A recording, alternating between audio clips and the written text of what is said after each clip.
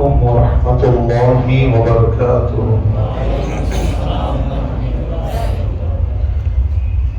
الحمد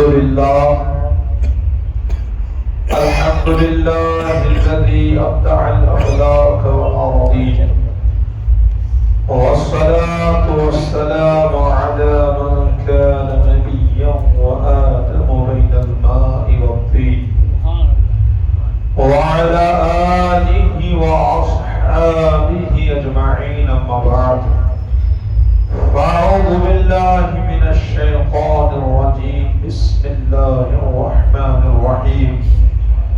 محمد رسول الله. آمنت بالله صدق الله المولانا العظيم، وصدق رسوله النبي الأمين المكين الكريم، ونحن على ذلك لمن الشاهدين والشاكرين والذاكرين، والحمد لله رب العالمين. انبیاء میں حبیب خدا کون ہے؟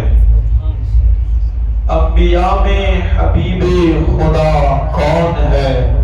آپ ہو یا نبی دوسرا کون ہے؟ آپ ہو یا نبی دوسرا کون ہے؟ مانگتا ہوں اس لیے کہ مختار ہو، ورنہ محتاج سے مانگتا کون ہے؟ مانگتا ہوں اس لیے کہ مختار ہو، ورنہ محتاج سے مانگتا کون ہے؟ اور آپ آئے تو رب کا پتہ ملا، ورنہ کسے پتا تھا کہ خدا کون ہے؟ ورنہ کسے پتا تھا کہ خدا کون ہے؟ عرش اعظم پہ پہنچے مصطفیٰ تو رب نے فرمایا آ بھی جاؤ محبوب، تمہیں روکتا کون ہے؟ آ بھی جاؤ محبوب، تمہیں روکتا کون ہے؟ اور دو تین اشعار ایک اور شاعر نے لکھے ہیں، ذرا توجہ کیجئے گا کہ کوئی محشر کوئی پل تلوار ہو جاتا، کوئی محشر کوئی پل تلوار ہو جاتا، میں تیرا نام لیتا پاؤں رکھتا پار ہو جاتا، میں تیرا نام لیتا پاؤں رکھتا پار ہو جاتا۔ وہ تو آقا نے دیکھا نہیں کچھ بھید ہے، ورنہ جہنم پر نظر پڑتی وہ بھی گلزار ہو جاتا، جہنم پر نظر پڑتی وہ بھی گلزار ہو جاتا۔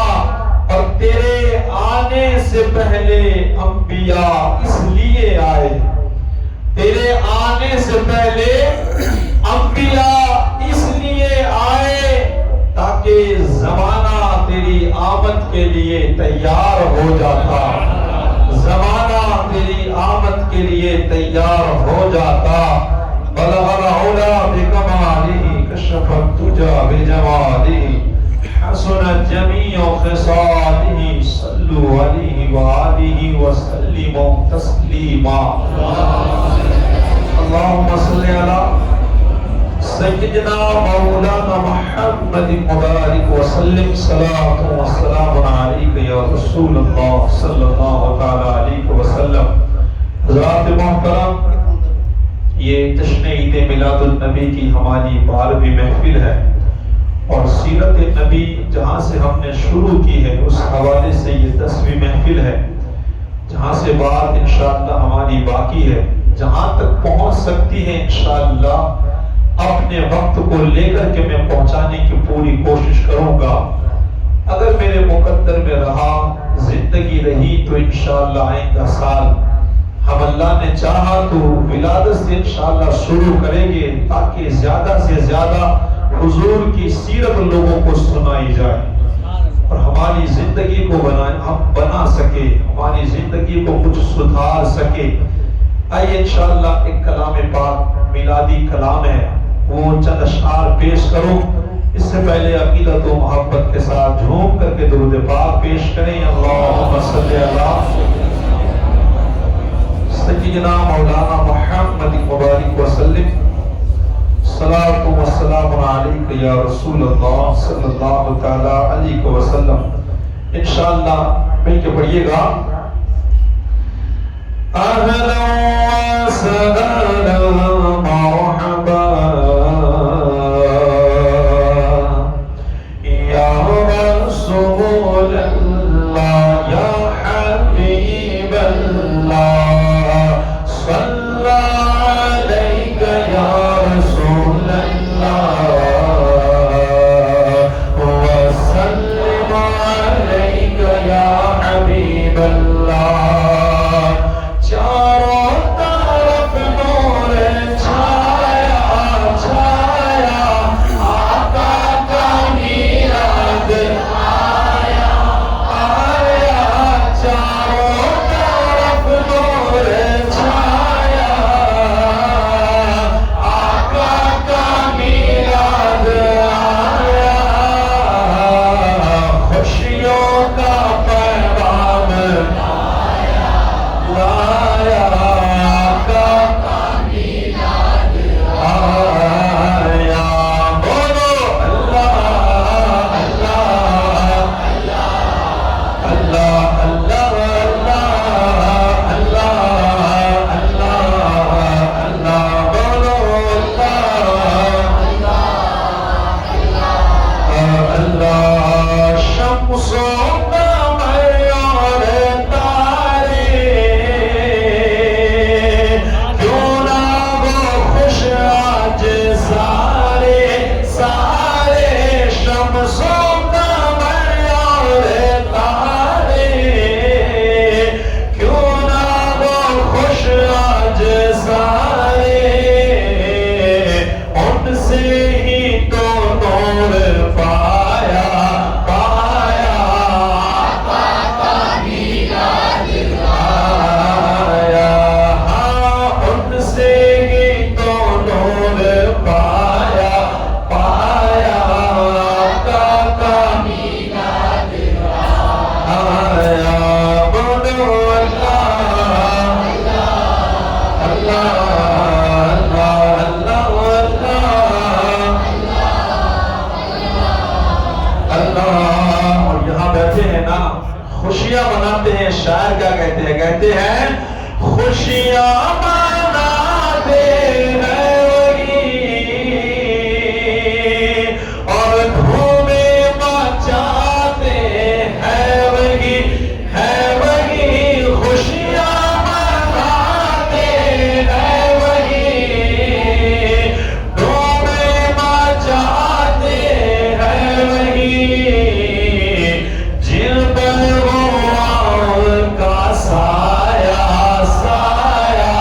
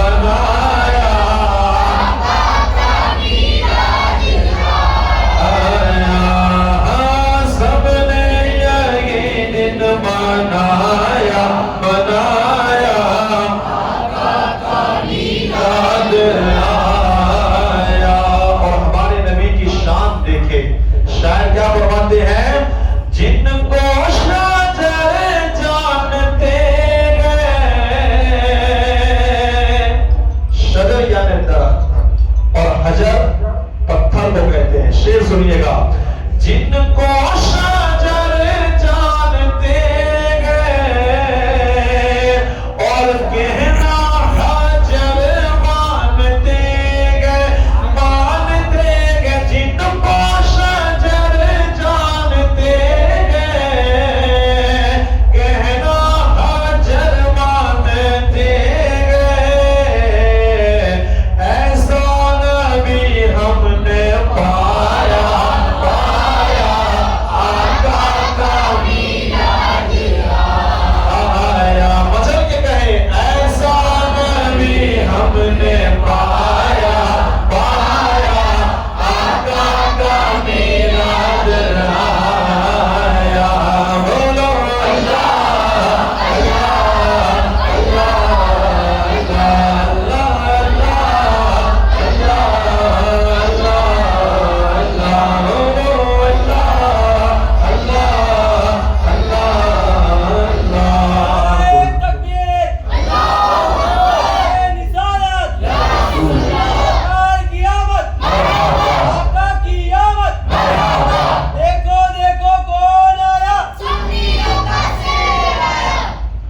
درود پاک پیش کرے اللہم صلی علی سیدنا مولانا محمد کما تحب و ترضى تصلوا علیہ صلاۃ و سلام علیک یا رسول اللہ صلی اللہ علیہ وسلم۔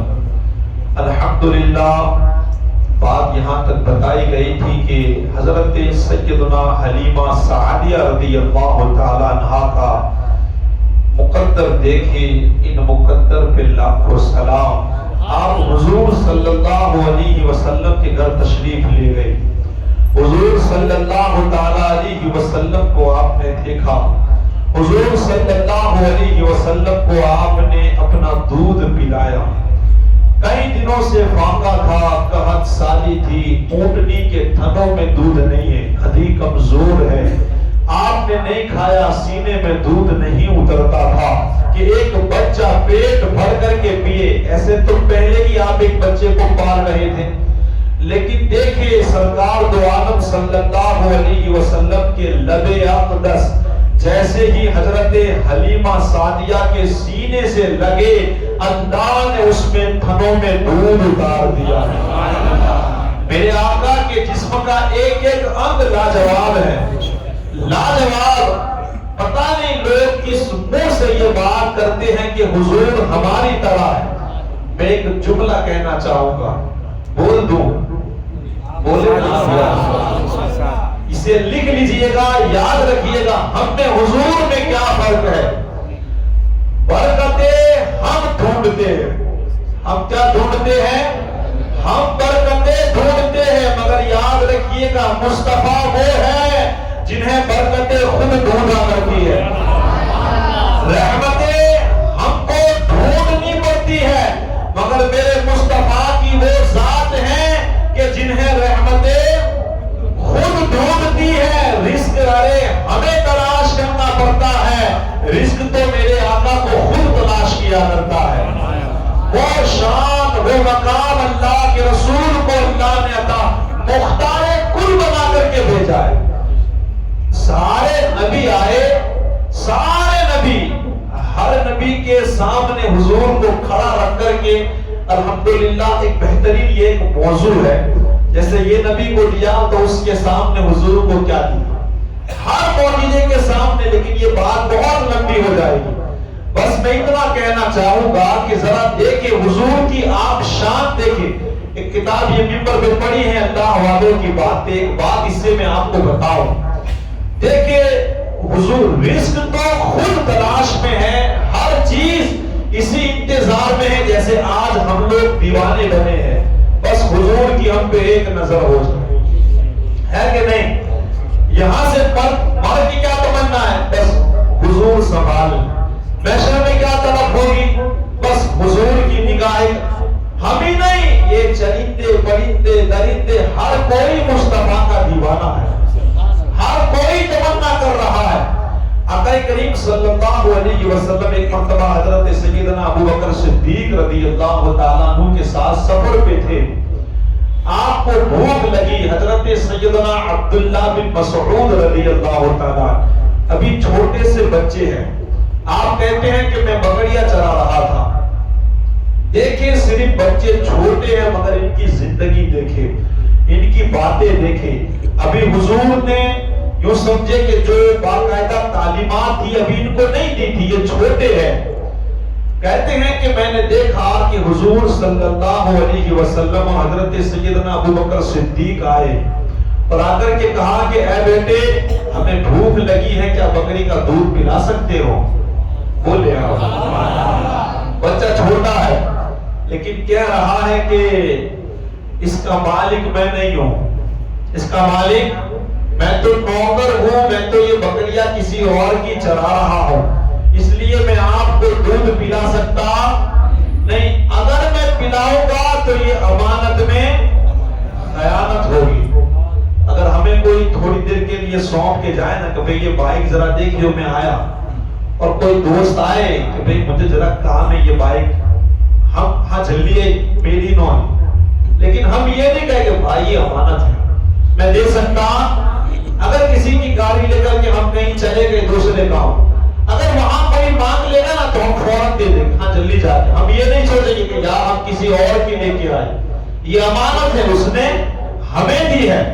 یہ سب باتیں سیکھنے کی بڑی ضرورت ہے. ارے وہ کہاں دیکھتا ہے, ہم تو یہی کرتے, ارے بھائی وہ نہیں دیکھتا, اللہ دیکھتا ہے کہ نہیں؟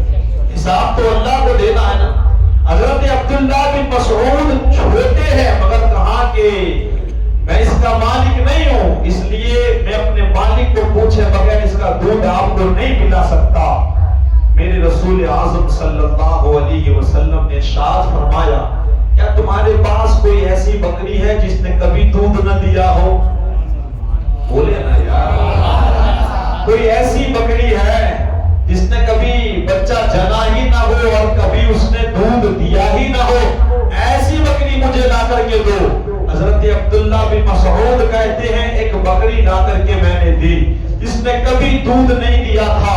میرے سرکار دو عالم صلی اللہ علیہ وسلم نے بس تھنوں کو ہاتھ لگایا, کچھ پڑھا, اس بکری پہ ہاتھ پھیرا, اللہ نے اس کے اندر دودھ اتار دیا ہے. یہ میرے رسول کی شان ہے.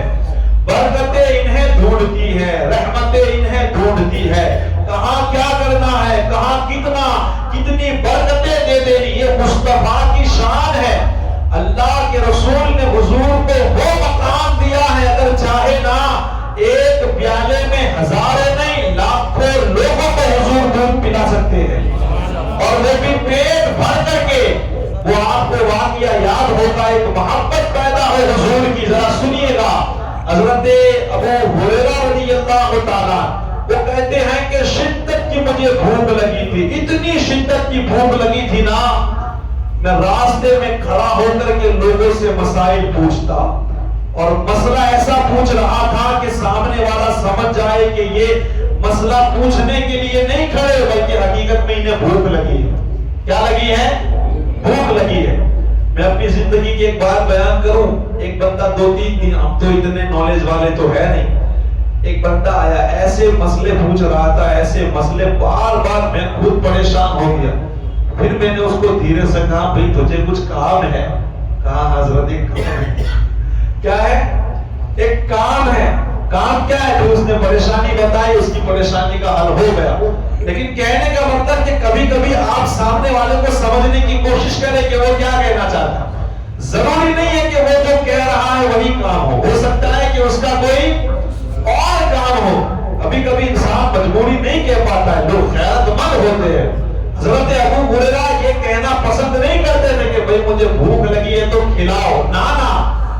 کہتے ہیں کہ کئی لوگوں کو انہوں نے مسائل پوچھے, لوگ جواب دیتے اور آگے چلتے. حالانکہ اب خود بہت بڑے عالم دین تھے, بتاتے, لیکن آئے ہے جب حضور صلی اللہ علیہ وسلم کا وہاں سے گزر ہوا, حضور کا گزر ہوا, حضور نے چہرہ دیکھا, کہا ابو ہریرہ چلو میرے ساتھ, چلو میرے ساتھ. جب گھر گئے نا تو تحفے میں ایک دودھ کا پیالہ کوئی لے کر کے آیا. کیا لے کر کے آیا؟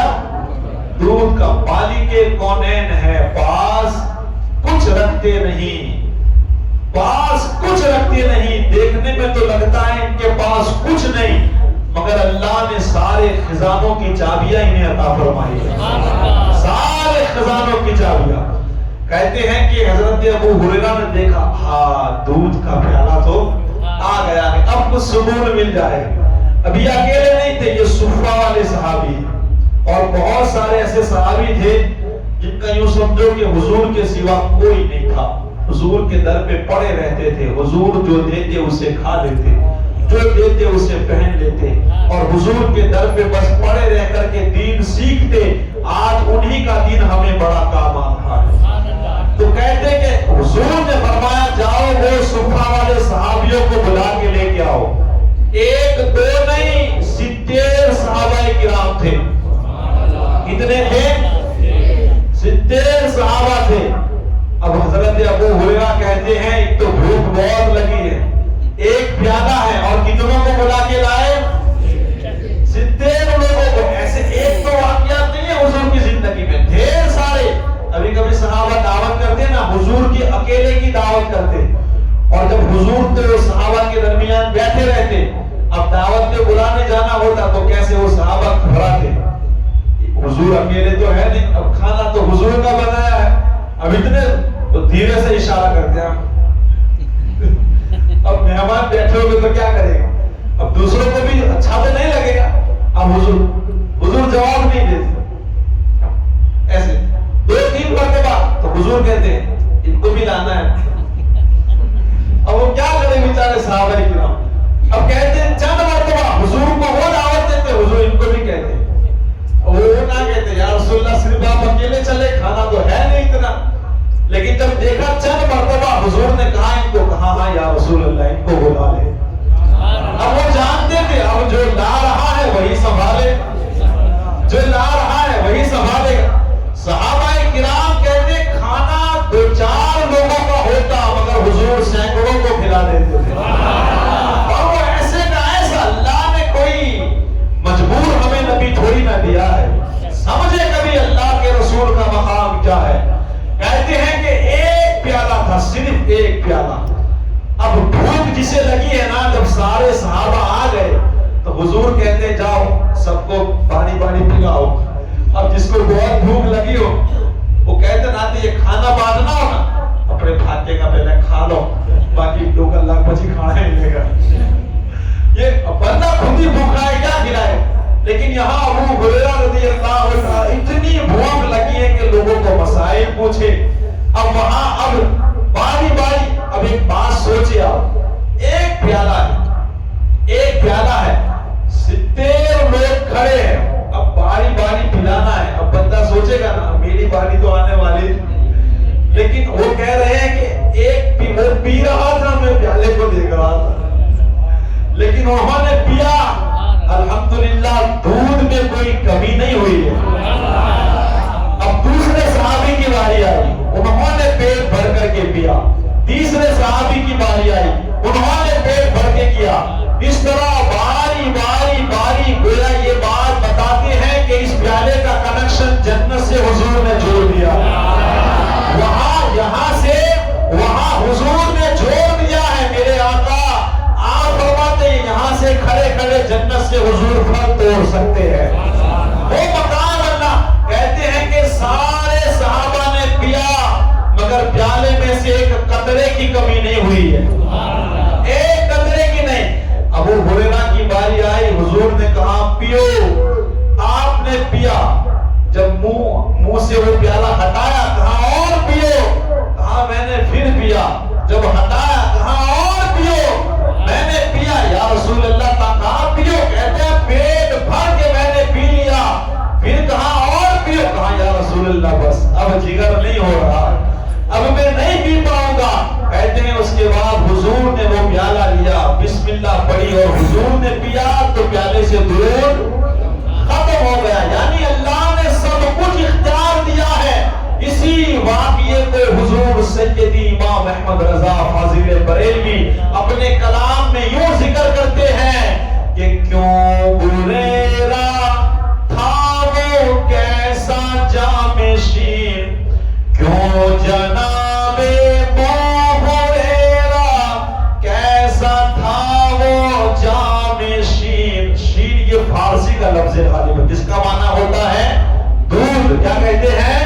کیوں جناب ابو ہریرہ، کیوں جناب ابو ہریرہ، کیوں جناب ابو ہریرہ، کیسا تھا وہ جامِ شیر جس سے 70 صاحبوں کا دودھ سے منہ پھر گیا۔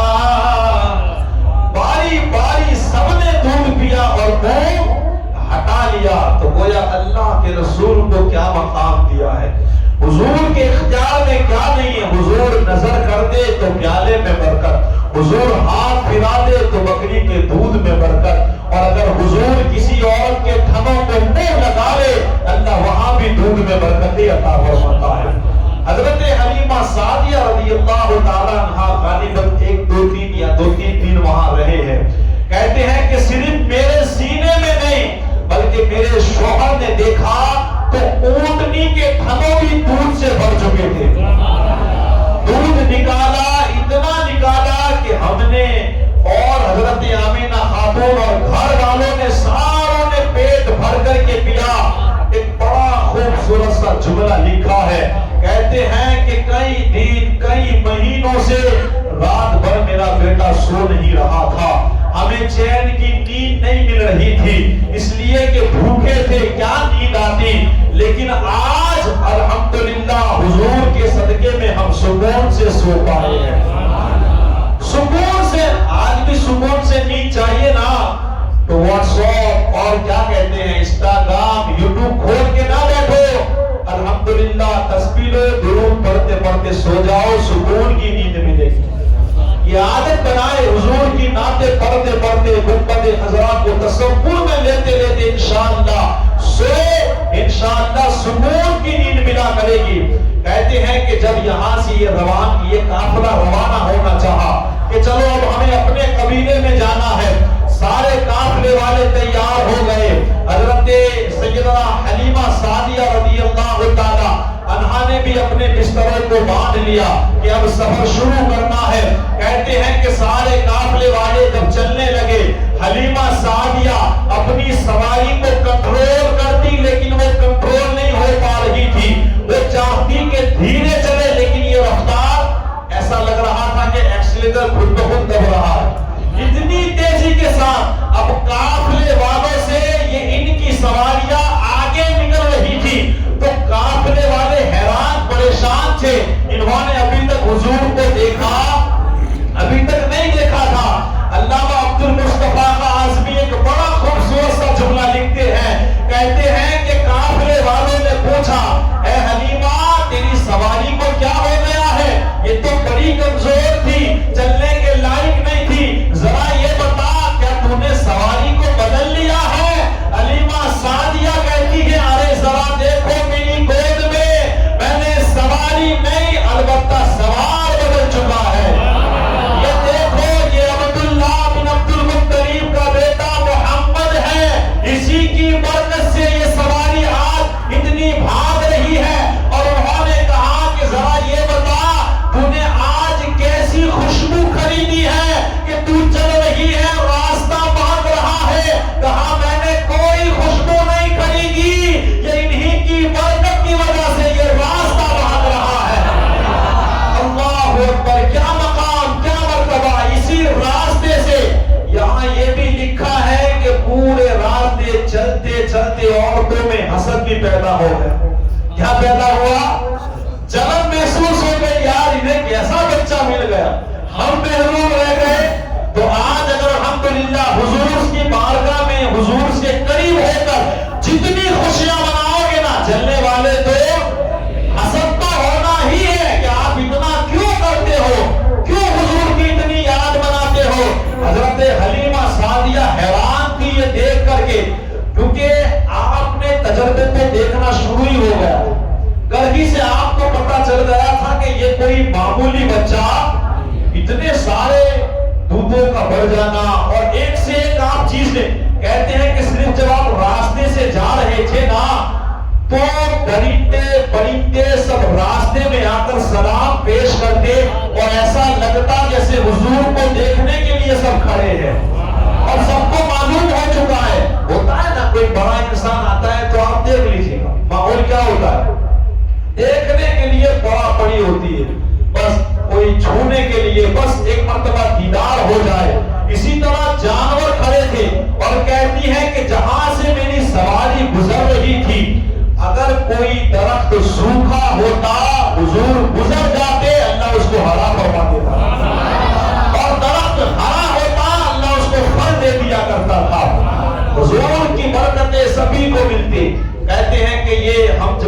گھر پہنچی نا تو حالات تو ٹھیک تھے نہیں، بڑا قحط پڑا ہوا تھا، بڑا قحط سالی۔ جانور پہلے جاتے نا، صبح جاتے، شام کو ویسے کے ویسے واپس آتے۔ کیا ہوتا؟ کیونکہ چارہ ہی نہیں تھا، کہاں جانور چلتے۔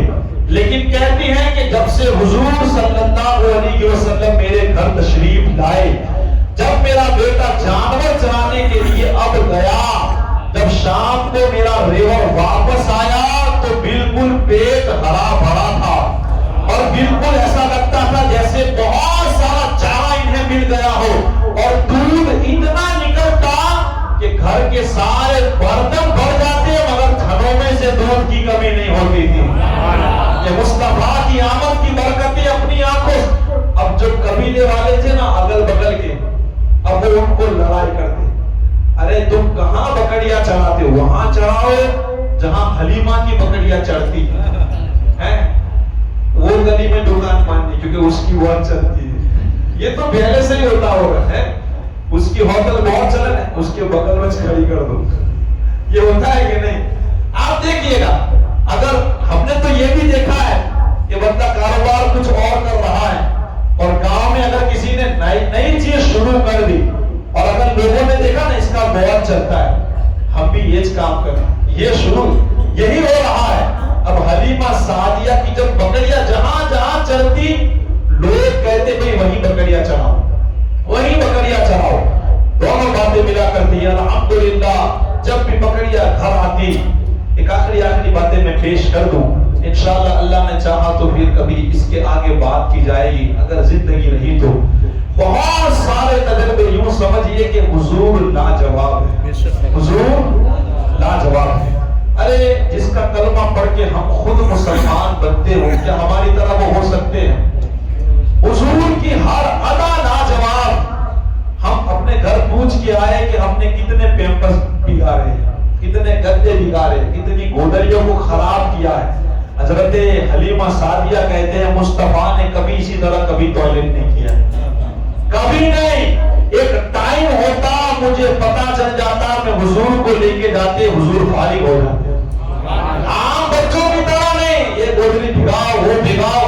ابھی تو کم سے کم بچوں کو پالنا ہو نا تو سنا ہے میں نے کہ 25 سے 30 ہزار کے صرف پیمپس ہو جاتے ہیں۔ کیا ہو جاتے ہیں؟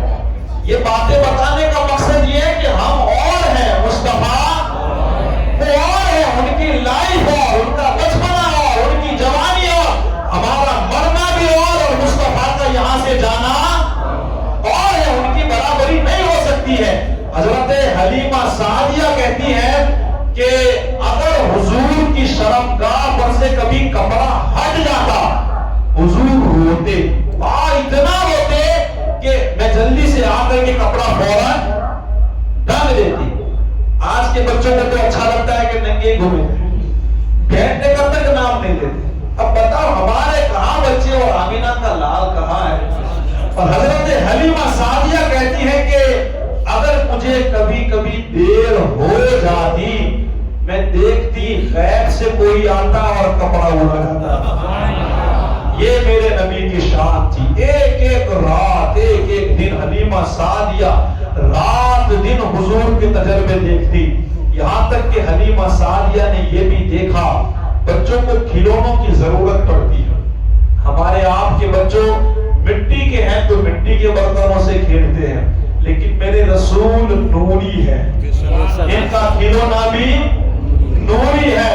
حضرت حلیمہ سعدیہ بیان کرتی ہے ایک مرتبہ میں دیکھ رہی تھی حضور سو رہے ہیں لیکن انگلی آسمان کی طرف اٹھی ہوئی ہے۔ میں نے جب غور کیا تو پتا چلا کہ حضور کی انگلی جدھر جدھر جا رہی ہے آسمان میں چاند ادھر ادھر گھوم رہا ہے۔ اور میرے آقا خود بیان کرتے ہیں، خود بیان دیتے ہیں، جب مجھے اچھا نہیں لگتا، رونا چاہتا تو چاند خود مجھ سے باتیں کیا کرتا تھا، اور میرا دل اسے ہی معلوم ہے کہ یہ نبی ہے اور ہم تو ان کے غلام ہیں۔ بچپنے کا جب یہ عالم ہے تو جوانی کا عالم کیا ہوگا؟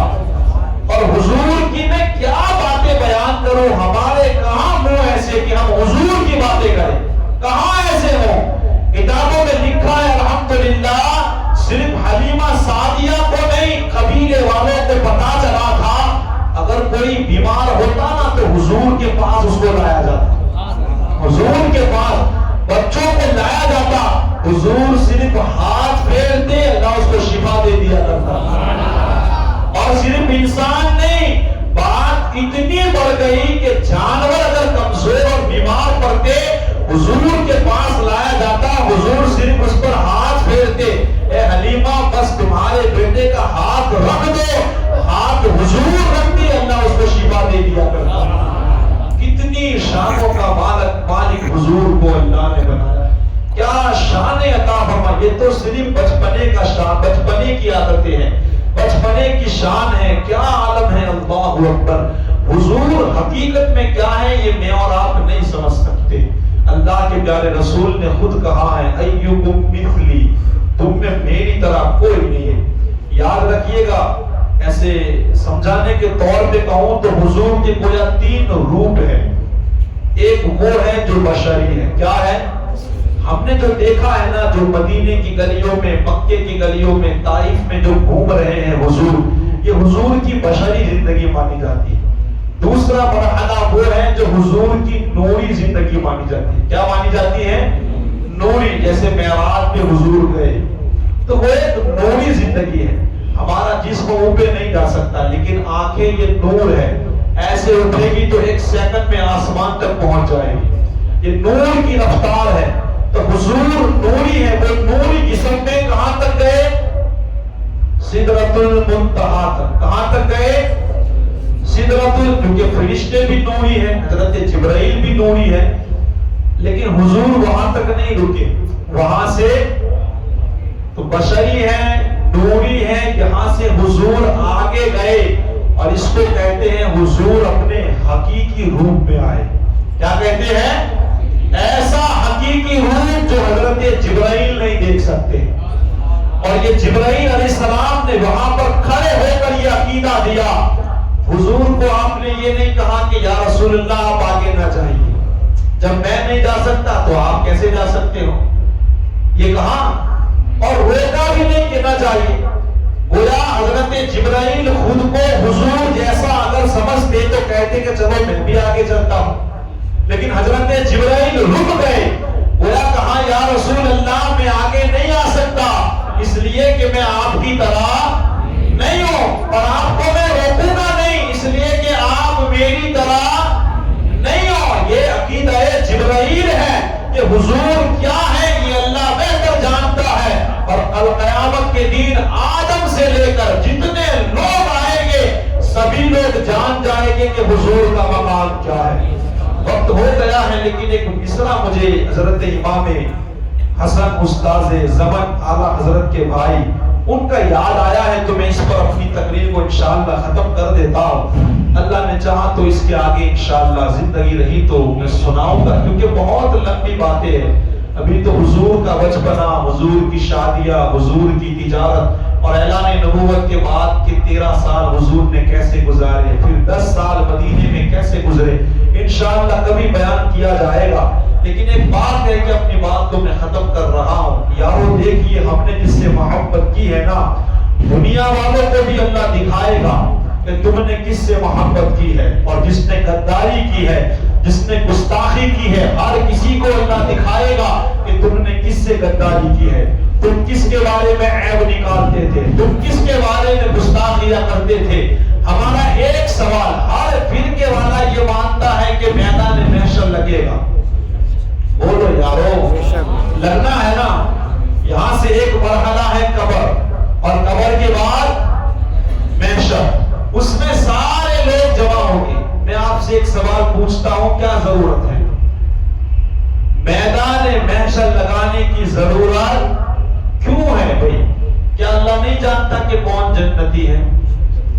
کیا اللہ نہیں جانتا کہ کون جہنمی ہے؟ پھر 50,000 سال کا وہ دین لگانے کی ضرورت کیوں ہے؟ سوا نیزے پر سورج کو لانے کی ضرورت کیا ہے؟ تانبے کی زمین بنانے کی ضرورت کیا ہے؟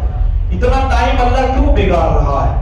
اللہ جیسے ہی مردہ، اللہ کو معلوم ہے یہ جہنمی ہے، اٹھا کے جہنم میں پھینک دیتا، یہ جنتی ہے تو اٹھا کر اللہ اس کو جنت میں ڈال دیتا۔ تو میدان محشر لگانے کی ضرورت کیا ہے؟ تو اس زمن ایک مصرے میں سمجھاتے ہیں، اگر کسی کو اللہ یہاں سے ڈائریکٹ جنت میں ڈال دے، اس کو کیسے پتا چلے گا کہ حضور کیا ہے؟ اگر کسی کو اللہ اٹھا کر کے جہنم میں ڈال دے، اسے کیسے پتا چلے گا کہ حضور کیا ہے؟ محشر حساب و کتاب کے لیے نہیں، حقیقت میں حضور کی شان دکھانے کے لیے لگایا جانے والا، حضور کی شان اللہ دکھانے کے لیے لگائے گا۔ جب اتنی تکلیفیں پڑے گی، انسان پسینے میں ڈوب رہا ہوگا اور گرمی میں پریشان ہوگا، ہاہاکار مچ جائے گا، نہ وہاں کسی کا بھائی کام آئے گا، نہ کسی کا باپ کام آئے گا، نہ کسی کا شوہر کام آئے گا، نہ کوئی نیتا کام آئے گا، نہ کوئی پڑوسی کام آئے گا، یہاں تک کہ وہ جماعت جو نبیوں کی جماعت مانی جاتی ہے، لوگ سمجھیں کہ یار ان کو تو اللہ نے بڑا مقام دیا ہے، یاد آئے کہ حضرت آدم چلو ان کے پاس، وہ کہیں گے اذهبوا الی غیری، آج کسی اور کی شان دکھائی جائے گی، میں تمہاری مدد نہیں کر سکتا، کسی اور کا جا کے دامن پکڑے۔ لوگ حضرت نوح کے پاس، حضرت شیش کے پاس، حضرت ابراہیم کے پاس، حضرت اسماعیل کے پاس، 1 2 3 لاکھوں نبیوں کے پاس جائیں گے، آخر میں حضرت عیسیٰ علیہ السلام کے پاس جائیں گے، لوگ کہیں گے اے لوگوں در بدر کہاں بھٹک رہے ہو، اگر آج اس مصیبت سے چھٹکارا چاہیے، جاؤ عبداللہ کے بیٹے محمد مصطفیٰ کے پاس، جاؤ ان کے پاس، وہی ہے جو تمہیں اس مصیبت سے چھٹکارا دلا سکتے ہیں۔ جتنے قوم کے لوگ ہیں اس وقت جان جائے کہ یار کاش ہم نے ان سے محبت کر لی ہوگی، کاش ان کی یاد میں جھنڈے گھر پہ گاڑ دیے ہوتے، کاش ان کی محبت میں گھروں کو سجا دیا ہوتا، کاش ان کا جلوس اچھی طرح منایا ہوتا، کاش ہم نے آتش بازی یہ نہ کی ہوتی، کاش ہم نے ان کے نام پر خرافات نہ کیے ہوتے، کاش ان کی بات مان لی ہوتی۔ اللہ لواء الحمد کا جھنڈا دے گا، اس جھنڈے کے نیچے ساری قومیں کھڑی ہوگی، آقا سجدہ کریں گے، اللہ کی بارگاہ میں دعا کریں گے، اللہ ارشاد فرمائے گا ارفع راسک، اے میرے محبوب اپنا سر کو اٹھاؤ، مانگو جو مانگو گے اللہ تمہیں عطا فرمائے گا۔ اسی لیے استاد یہ سبق فرماتے ہیں، فقط اتنا سبب ہے انعقاد بزم محشر کا، فقط اتنا سبب ہے انعقاد بزم محشر کا کہ ان کی شان محبوبی دکھائے جانے والی ہے، ان کی شان محبوبی دکھائی جانے والی ہے۔ اور اعلیٰ حضرت فرماتے ہیں عرش حق ہے، مسند رفعت رسول اللہ کی، دیکھنی ہے حشر میں عزت رسول اللہ کی۔ الحمدللہ آج لے ان کی پناہ، آج مدد مانگ ان سے، پھر نہ مانیں گے قیامت میں، اگر آج تو مان گیا، آج مانے گا تو ٹھیک ہے، ورنہ وہاں کوئی فائدہ کوئی نہیں ہے۔ تو میدان محشر صرف اس لیے لگایا جائے گا، اللہ اپنے محبوب کی شان دکھانے والا ہے، پتا چلے گا کہ میرے محبوب کی شان کیا ہے۔ الحمدللہ آج موقع ہے، جتنا ہو سکے حضور سے پیار کر دو، خرافات سے دور رہو، آتش بازی سے دور رہو، اپنی نفسانیت سے دور رہو، دوسروں کو دکھانے کے لیے خود دلدل میں نہ پھنسو۔ دعا ہے اللہ تعالیٰ مجھے آپ سبھی کو عمل کی توفیق عطا